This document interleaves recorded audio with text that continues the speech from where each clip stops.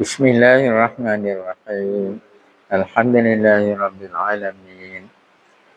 والصلاة والسلام على أشرف الأنبياء والمرسلين وعلى آله وصحبه أجمعين سبحانك لا علم لنا إلا ما علمتنا إنك أنت العليم الحكيم ولا حول ولا قوة إلا بالله العلي العظيم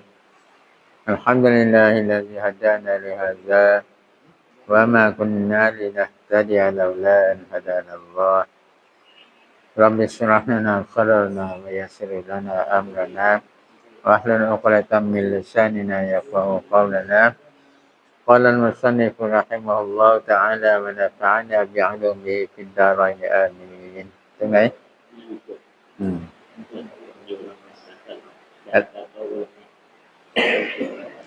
Bismillahirrahmanirrahim dan kata ulama ulama ni เป็นคำ jamak เป็นคำพหุพจน์จากอาลิมุนอาลิมุนอุลามะ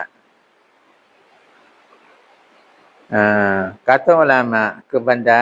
Tan Guru กล่าวว่า Qudrat dan iradat itu tidak takluk kepada yang wajib Qudrat และ iradat นั้นไม่takluk keสิ่ง wajib dan kepada yang mustahil และไม่takluk keสิ่ง mustahil ulama กล่าวว่านั้น maka maknanya dengan ความหมายของที่ว่า Qudrat iradat ไม่takluk keสิ่ง wajib และสิ่ง mustahil tiada takluk dengan barang yang wajib dan mustahil bagi zatnya คือ Qudrat และ iradat ไม่takluk กับสิ่งที่เป็น wajib และ mustahil bagi zat แล้วว่า zat ของสิ่งนั้นเป็น wajib อยู่แล้วหรือ mustahil อยู่แล้วก็ไม่takluk kerana bahwasanya Qudrat dan iradat เพราะว่า Qudrat และ iradat นี้ setengah daripada sifat yang memberi bekas เป็นส่วนหนึ่งครึ่งหนึ่งจากสิฟัตที่ให้ร้อยสิฟัตที่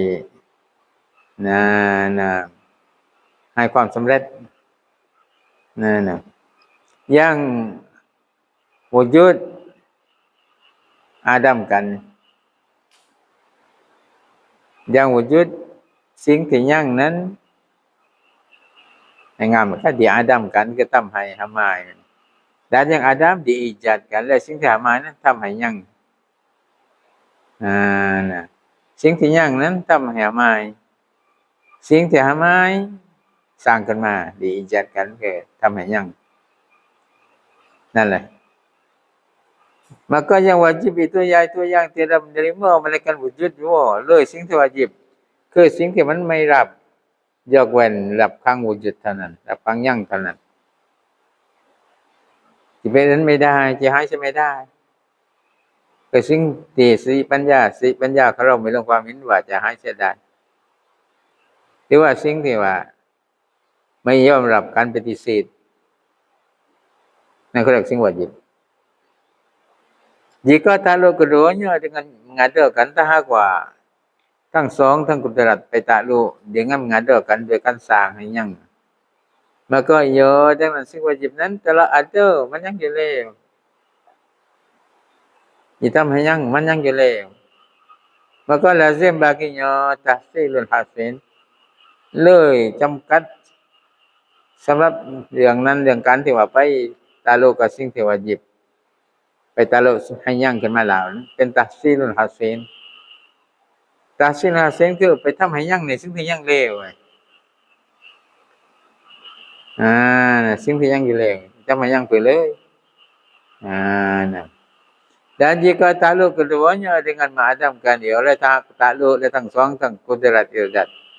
dengan mengadamkan dia ด้วยการทำให้หามายเสียสิ่ง wajib ทำให้หามายเสียนี่ maka tiada menerima Adam sekali-kali denganสิ่ง wajib สิ่งที่ไม่รับหามายสักครั้งหนึ่งถ้ารับหามายนั่นก็ไม่ใช่สิ่ง wajib เลยสิ่ง wajib คือสิ่งที่ไม่รับการหามายdan yang mustahil itu และสิ่ง mustahil นั้น yaitu yang tiada menerima wujud คือสิ่งที่ไม่รับยังสติปัญญาไม่ยอมรับครั้งยังสิ่ง mustahil นี่ Jika takluk keduanya atau takluk kudrat dan dengan mengadamkan dia ทำให้หาไม้ลาวคงไม่รับการยังอยู่แล้วนี่ถ้าไปtaklukให้หาไม้ขึ้นมาลาว maka ia sudah maklum เลยกับมันนั่นสิ่งมสาเหตุนั้นมันหาไม้เร็วๆ sudah maklum มันหาไม้อยู่แล้วไปทำให้หาไม้คือลาว dan yang niเป็นitu และการเช่นนั้นการไปtakluk ให้หาไม้ในสิ่งที่หาไม้อยู่แล้ว tahsilul hasin เขาเรียก tahsilul hasin น่ะคือไปทำให้หาไม้ในสิ่งหาไม้อยู่แล้วมันเป็นไปไม่ได้แต่สิ่งที่หาไม้ทำไมยังเป็นไปได้นะสิ่งที่หาไม้อยู่แล้วถ้าไม่หาไม้แล้วเป็นไปไม่ได้แต่ว่าสิ่งที่ยังอยู่แล้วถ้าไม่ยังในสิ่งที่ยังอยู่แล้วก็เป็นtahsilul hasin เหมือนกันdan jika takluk keduanya dengan mengaturkan dia nah และถ้าหากtakluk kudrat irat ไปtakluk dengan mengaturkan dia ด้วยการทำให้ยังกับสิ่งว่าใช้เนี่ยถ้าไปทำให้ยังนะ maka tidak menerima wujud sekali-kali dan มันไม่รับการยังสักทีนึงว่าสิ่งที่สติปัญญามีลงความเห็นว่าจะยังขึ้นมาได้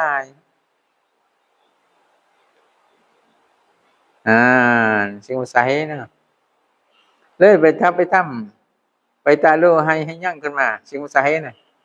เลยสิ่งนั้นไม่รับการยังสักทีนึงmaka tidak takluk keduanya pada yang wajib dan yang mustahil เลยไม่takluk และkudrat irat ไม่takluk pada yang wajib dan yang mustahil ในสิ่งที่เป็นวาญิบและสิ่งที่เป็นมุสตาฮิลเลย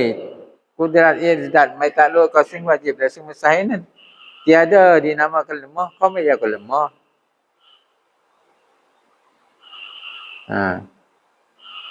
dan sakit sekali-kali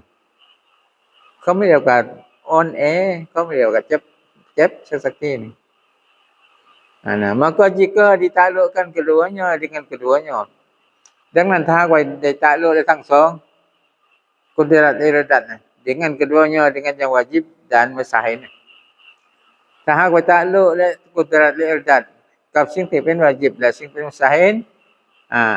jawab jika nasya lazimlah nasya lazim lemah ni lam zai mim lam ha แต่เป็น lam zai mim lazim ถึง lam mim ha lemah nasya lazim lemah lam zai mim lazim lemah lam mim ha lemah แน่นอนว่าlazim lemah ถ้าไปtaklukทั้งkudrat และ iradat ไปtakluk กับทั้งสองทั้งสิ่งวาญิบและสิ่งมุสตาฮิลนะแน่นอนว่าจำกัดจะต้องเlemahต้องอ่อนแอต้องไม่รอดทำไมkerana bahwasanya atas takdir ini เพราะว่าบนการตักดีร์บนการสมมุตินี่น้อง harus ia takluk dengan mengadam diri keduanya การตักดีร์นี้ harus ว่า kudrat iradat เป็นไปได้ว่า kudrat iradat takluk dengan mengadamkan diri keduanya ไปtakluk ด้วยการทำให้หาไม้ตัวของทั้งสองทำให้ไม้ kudrat ทำให้หาไม้ iradat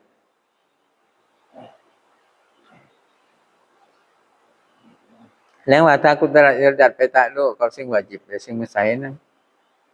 kudrat iradat คือสิ่งวาญิบมั้ยนะตักดีร์ว่าถ้าไปtakluk harus แหละ ia kudratและ iradat takluk dengan mengadamkan diri keduanya ไปtakluk ให้หาไม้เสียตัวทั้งสองตัว kudrat iradat น่ะไปtakluk ให้หาไม้อันนั้นเป็นละเมิดเลยก็ไปตาหาไม้ kudrat หาไม้ iradat ก็เป็นละเมิดเลยnah itu mai takluk tetapi harus mengadamkan zat yang maha tinggi แต่ว่าถ้าเป็นเท่านั้น harus ว่าทำให้หาไม้zat ของทุกท่านที่ยิ่งที่สูงzat ของท่านที่ยิ่งที่สูงเป็นสิ่งวาญิบ ก็ไปtaklukสิ่งวาjibไปtakluk hal amalของTuhan itu nah. Maka apa kekurangan denganอะไรความkurangความเลว dan kebinasaan ada ความเสียหาย yang terlebih besar daripada ini ที่ยิ่งที่ใหญ่กว่านี้ yang terlebih besar daripada ini takdir ที่ยิ่งที่ใหญ่กว่า takdir แบบนี้นั่นน่ะซึ่งเป็น takdir yang fasid takdir ที่เสีย takdir ใช้กันไม่ได้ yang membawa kepada bertukar hakikat ที่ชักนำให้เป็นเปลี่ยนแปลง hakikat ของวาญิบกลายเป็นสิ่ง harus ทั้งนั้นเป็นว่ายังTuhan yangเหลียวทาง harus นั่นแหละทำไมก็ได้maka tidak harus bahwa kita kata dan ไม่อนุญาตให้เราพูดAllah Ta'ala itu amat kuasa atas yang wajib wa Allah Ta'ala ยิ่งที่สามารถบนสิ่งที่วาญิบมาให้เราว่า dan yang mustahil และเราจะว่า Allah Ta'ala ยิ่งที่สามารถบนสิ่ง mustahil นั่นเราไม่harus ให้เราว่า atau lemah daripada keduanya หรือว่าเราไปว่าในด้านนี้ก็ไม่ได้กันว่าAllah Ta'ala ละมอจากสิ่งวาญิบหรือว่าละมอจากสิ่งมุสตาฮิลก็ไม่รู้ให้เราว่าเราที่ว่าสามารถที่ว่ากุศลบนสิ่งวาญิบแต่สิ่งมุสตาฮิลก็ไม่ได้เราที่ว่าละมอบนสิ่งวาญิบและบนสิ่งมุสตาฮิลก็ไม่ได้ก็สามารถก็ไม่ได้ว่าละมอก็ไม่ได้dan kerana tersembunyi makna ini เพราะว่ามันซ่อนmakna ini makna kekurangan dan kebinasaan dia ni atas setengah daripada orang yang dengar บนครึ่งหนึงจากคนโง่คือเขาไม่เข้าใจมันว่ามันซ่อนmakna kekurangan หรือ kebinasaan หรือว่าเสียหายนี่บนส่วนหนึ่งจากคนโง่daripada orang yang bid'ah จากคนบิดอะห์คนโง่จากคนบิดอะห์คนที่ไปอิติกอดไม่เดินตามแนวทางของอะห์ซุนนะฮ์วัลญะมาอะห์ menyatakan lawan yang demikian itu คือได้อธิบายถึงlawanของสิ่งเดียวคือสิ่งเดียวในละtiada harus bahwa kita kata Allah Ta'ala itu amat kuasa atas yang wajib dan yang mustahil คือการที่ว่าอธิบายถึงlawanของสิ่งเดียวคือlawanของที่ว่าไม่ให้รู้ในการที่เราจะพูดว่าAllah Ta'ala ยิ่งที่สามารถบนสิ่งวาญิบและสิ่งมุสตาฮิล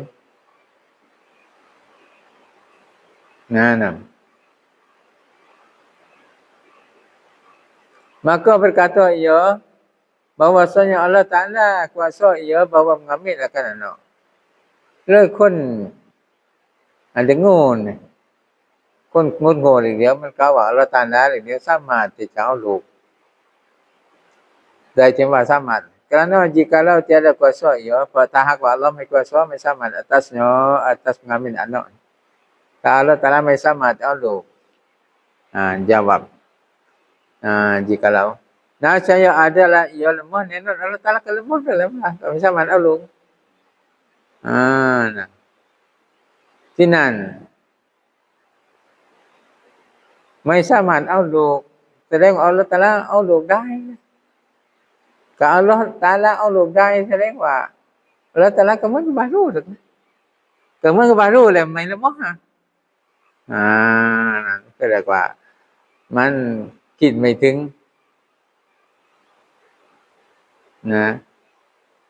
maka tilik olehmu akan orang yang bid'ah ini denganคุณจงเช็คเลยนะปัญญาของคนบิดอะห์นี่ betapa lalai ia dari barang yang lazim akan perkataan yang jahat ini ทำไมถึงมันละเลย ia orang yang bid'ah daripada barang yang lazim akan perkataan yang jahat ini จากสิ่งที่ลาซิมสิ่งที่ว่ามันจำกัดกับคำพูดที่ชั่วนี้ก็พูดปานนั้นมันสิเป็นปัญผือลาซิมเป็นปัญผือ Lazim akan beberapa kebiasaan mากมายความเสียหายyang tidak masuk di bawah waham ที่ไม่เข้าไปภายใต้waham เข้าใจ dan tiada waham orang yang berakal และก็ไม่ waham คนที่มีปัญญานะคือไม่คิดพนัน bahwasanya ini yakni tiada takluk kudrat dan iradat akan keluarnya itu ilmu คือแต่จริงนี่หมายความว่า tiada takluk kudrat dan iradat akan keduanya itu การที่ว่า kudrat และ iradat ไม่ตัลลุกกับทั้งสองไม่ตัลลุกกับสิ่งวาญิบและสิ่งมุสตะฮีนั่นคนที่มีอากายเขาไม่คิดว่าละหมอนะเพราะอะไรเพราะว่าถ้าว่าตัลลุกกลายเป็นละหมอไปตัลลุกสิ่งวาญิบไหนล่ะนะตัลลุกสิ่งมุสตะฮีก็เป็นละหมอเหมือนกันไปตัลลุกให้ยังโลกไปตัลลุกให้ยังโลกแสดงว่าก็ยังโลกแหละมันเป็นTuhan เลยมาก็ยังโลกมันไม่เป็นTuhanเลยแหละนะก็ยังโลกมันเป็นไม่ยังกับมนุษย์เนี่ยเป็นยังmakhlukอะไรnah dan dalam mengambil mereka itu dari citra Nabi Idris alaihissalam dan mengambil mereka itu orang bid'ah daripada citra Nabi Idris alaihissalam คนบิดาเนี่ยมันเอามาจากประวัติของNabi Idris alaihissalam tatkala datang akan dia akan Nabi Idris iblis ในขณะที่ได้มาหา Nabi Idris นั้นโดย iblis pada rupa manusia มาในรูปของมนุษย์มาเด็กเดียนเด็กกันkulit telur ด้วยผ้า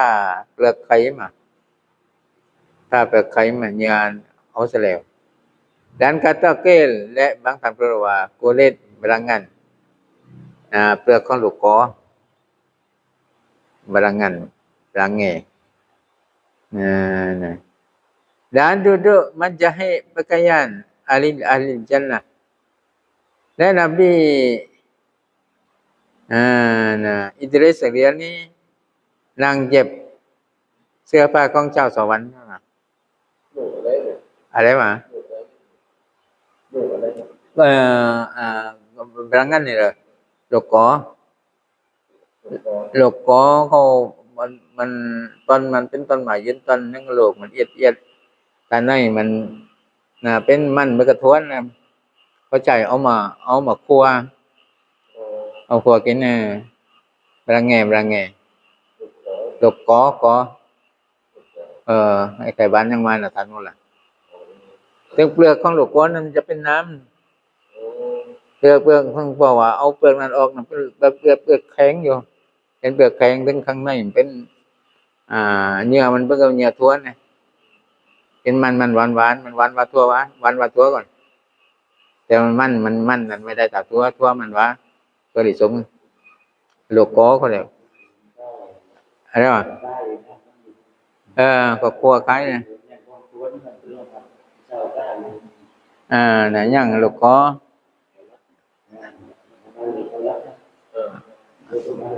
มาเนี่ยนี่มันแบบนั้นเลยแต่ว่ารูปนอกมันคนละรูปนอกมันเป็นหัวโบงถึงปลายเดียวหัวโบงปลายเดียวน่ะไอ้รูปเกาลัดมันอยู่เป็นทรงหลกไข่เป็นไข่ทรงไข่น่ะแต่ว่ามันแล้วส่วนมากมันจะงอกต้องควรเนี่ยคนสมัยก่อนเนี่ยก็ดูลูกก็เป็นก็เขาไปหากัน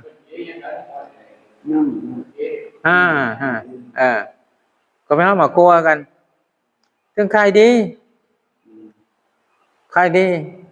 สมัยก่อนเนี่ยเราเด็กๆนั่นเวลาหนังกลางแปลงก็ก็คั่วลูกก็หรือคั่วตัวเนี่ยขายน่ะนั่นแหละยังหลุดตามแม่มือตาเนี่ยก็ยังตัวมันอีน้อยนี่น่ะลูกพวกมันอะไรล่ะที่เขียนหนังสือจีนเนี่ยรูปมันเหมือนกับลูกคนรัดแต่ว่าลูกนี่ลูกก็มันเล็กว่า แล้วก็ลำใหญ่รูปแบบนั้นแหละ เลยกับนบีอิบราฮิมนะก็นั่งเย็บเสื้อผ้าอยู่ถึงก็อิบลิสมานั้นน่ะผ้าเปลือกไข่มานะเปลือกไข่ไม่ใช่ไข่คนแหละเนาะไข่ที่เรากินไข่นั่นแหละไข่ก็อาจจะเป็นไข่ไก่หรือไข่เป็ดนั่นแหละเปลือกไข่บางท่านก็รู้ว่าป้าเปลือกลูกกอมาdan duduk menjahit pakaian ahli jannah แล้วก็นั่งเย็บเครื่องชายของชาวสวรรค์นั่นว่า Dan berkata ya Nabi Idris pada tiap-tiap cocok jarum นบีอิดริสจะกล่าวในทุกๆที่แท่งเข็มแบบ Dan ditarik jarumnya และก็ในทุกๆที่มันจักเข็มของเย็บกับมือนี่เนาะแท่งแล้วก็จักแท่งแล้วก็จักมันก็เย็บปากกระสอบเนาะทุกที่แท่งเลยทุกที่จักนะกล่าวว่า Subhanallah walhamdulillah Subhanallah walhamdulillah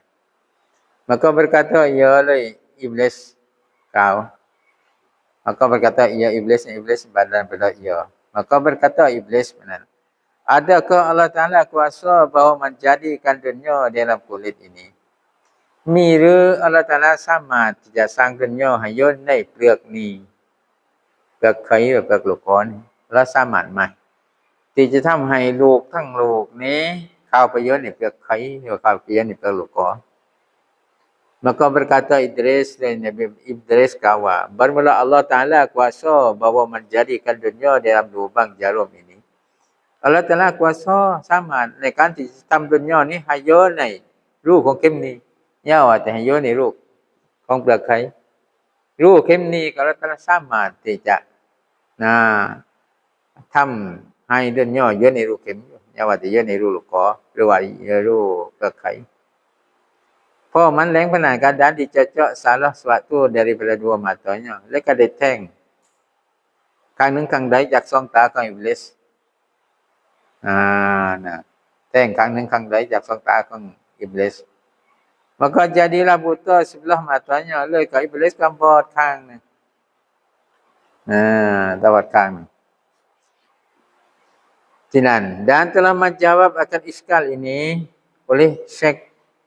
Asy'ari ได้และก็ได้ตอบกับความกลางแกล้งนี้โดย Syekh Asy'ari Imam Asy'ari ได้ตอบ maka berkata ia เลย Syekh Asy'ari ได้กล่าวว่า bahwasanya jika berkananya Idris bahwa dunia atasnya barang yang ia dunia atasnya atas barang Syekh Asy'ari ว่าแต่จริงถ้าหากว่าเป้าหมายของบัดคณะญาคณะนบีอิดริสถ้าหากว่านบีอิดริสเป้าหมายของนบีอิดริสbahwa dunia atasnya wa dunia นั้นบน dunia barang yang ia atasnya สิ่งที่ยังใน dunia นั้นคือสภาพสิ่งสภาพที่ยังใน dunia นั้น atasnya atas barang บนสภาพนั้น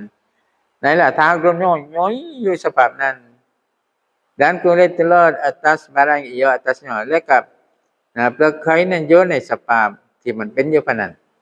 หมายความดุนยานี่ใหญ่แต่เปลือกไข่เล็กมันก็จะระดับเป็นไปไม่ได้ถ้าหากดุนยานั้นใหญ่มันอย่างเราเห็นนี่แหละแล้วก็เปลือกไข่ก็ใหญ่เท่าเปลือกไข่นั่นแหละเป็นไปไม่ได้ว่าที่เอาดุนยาไปใส่ในเปลือกไข่ทำไมล่ะถ้าว่าจะระดับปัดเป็นไปไม่ได้ Kerana jisim yang tebal itu เพราะว่าก้อนที่ใหญ่นั้นคือดุนยาเนี่ยมุสตาฮิล bahwa termasuk ia มันเป็นไปไม่ได้สติปัญญาไม่ยอมรับ bahwa termasuk ia ว่ามันจะเข้าไปdan jadi ia dalam tempat yang kecil แต่ก็มันเป็นอยู่ในที่เล็กของใหญ่ที่เป็นอยู่ในที่เล็กเป็นไปไม่ได้kecil yang satu อันเดียวนี่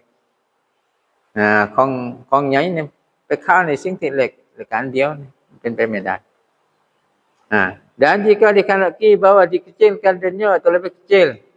tak apaหมายว่าเขาให้เล็กกับดุนยานี่ยิงที่เล็ก daripada kulit telur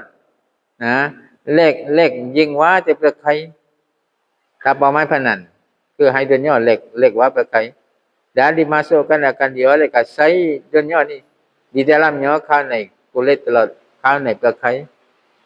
atau dibesarkan kulit telur luar ทำให้เปลือกไข่ย่อย daripada dunia ย่อยว่าดุนยาทำให้เปลือกไข่ย่อยว่าโลกนี้ย่อยว่าจักรวาลนี้ dan dimasukkan dunia dalamnya au dunia saikan ipek kai ipek kai nyoi maka Allah Taala itu kuasa dan Allah Taala samad ditambahanได้ atas yang dikmen itu บนสิ่งต่างๆบนการที่ว่าจะใช้ดุนยากันเipek kai ได้โดยการทำเพื่อล่ะโดยการที่ให้เipek kai ว่าดุนยา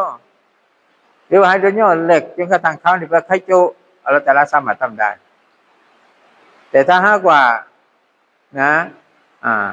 เปลือกไข่ก็เท่านั้นแหละดุนยาก็เท่านั้นแหละมุสาเหเป็นไปไม่ได้ dan atas lebih daripada yang demikian itu Allah Taala kuasa ในการที่ใช้ดุนยาการที่เปลือกไข่ได้ในสภาพที่ว่าให้เปลือกไข่น้อยให้ดุนยาเอียดหรือว่าดุนยาใหญ่แล้วให้เปลือกไข่ใหญ่ว่าpanahan ได้ dan atas lebih daripada yang demikian itu และบนเหลือว่านั้นก็ได้kata setengah ulamaว่า dan sebab tiada mentafsirkan Nabi Idris jawabnya แต่สาเหตุที่นบีอิดริสไม่ได้บรรยายถึงคำตอบนะดิมเกนitu คำตอบที่ว่าอัลเลาะห์สามารถยิงที่จะใช้ดุนยากันให้ลูกเข็มได้นะdan Nabi Idris ไม่ได้ตัฟซีรไม่ได้บรรยายว่าเป้าหมายมันคือ kerana bahwasanya yang bertanya itu เพราะว่าแต่จริงผู้ที่ถามนั้น orang inat อะไรว่า inat yakni orang คนตลกเล่นตลกคนเล่นsaja เอาเป็นจริงเป็นจัง dan orang bermain-main jua oleh คนเล่นๆเท่านั้น bukan bertanya berkena mengetahui akan masalahไม่ใช่ถามนั้นต้องการจะรู้ถึงมัสละไม่ใช่ kerana itulah เพราะเหตุนั้นแหละเพราะเหตุว่าคนถามเรื่องคนที่เล่นดอก sebab dicocok sebelah mata kanan สาเหตุที่ว่า Nabi Idris ได้แท่งตาข้างขวา jadi kifarat bagi tanyanya ก็ให้เป็นการลบล้างสำหรับคำถามนั้น sebab ia berkana memadamkan cahaya iman orang เพราะว่ามันอิบลิสต้องการที่ดับแสงอีหมันของคุณในมันต้องการที่ดับแสงอีหมัน maka dipadamkan pula akan cahaya matanya เลยนบีอิดริสก็ดับสลาวกับแสงตาของมันแต่งตาให้เลวไปซั่นฟังมาได้ซิคืออิบลิสsetan มาถามนบีอิดริสแล้วนบีอิดริสอย่าปาอยู่ถามว่าอัลเลาะห์ตะอาลาสามารถไหมที่เอาดุนยานี่ใส่ในเปลือกไข่นี้หรือว่าใส่ในเปลือกลูกกอนี้นบีอิดริสว่าอย่าว่าที่ใส่ในเปลือกไข่ใส่ในลูกเข็มก็อัลเลาะห์ตะอาลาสามารถแต่ว่าพันเพื่อล่ะที่ว่าสามารถนั้นคือสามารถที่ว่านั้นคือสามารถที่จะให้ดุนยาเล็กให้ลูกเข็มมันย้อยได้ได้